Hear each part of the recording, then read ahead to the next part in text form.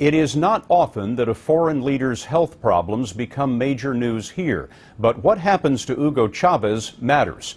His country, Venezuela, has a lot of oil, and he does not like the United States. We asked Chip Reed at the White House to look into what's coming next.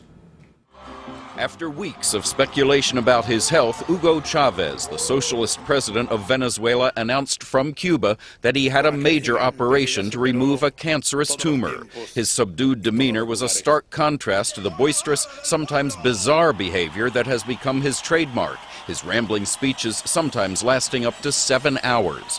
With his good friend and mentor Fidel Castro in poor health in recent years, Chavez has become the chief U.S. critic in the Western Hemisphere, especially during the Bush administration. You are a donkey, Mr. Bush. In 2006 at the UN, he called President Bush the devil.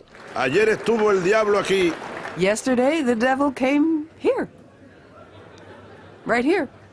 He's also gone out of his way to make friends with America's enemies, including Iranian President Mahmoud Ahmadinejad. But the biggest U.S. concern about Chavez is not his words or his friends, it's his oil. Venezuela is America's fourth largest source of imported oil behind Canada, Saudi Arabia, and Mexico. And Chavez, whose socialist government dominates the Venezuelan oil industry, has repeatedly threatened to cut off shipments to the U.S. The question now, what happens if he's too sick to run for re-election next year?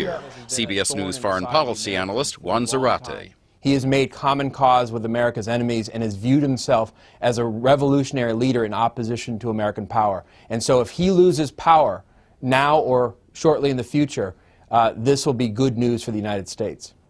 Scott, under the Venezuelan Constitution, the vice president is supposed to take the president's place during temporary absences. But today, that vice president said Chavez will remain in charge even while he recovers in Cuba.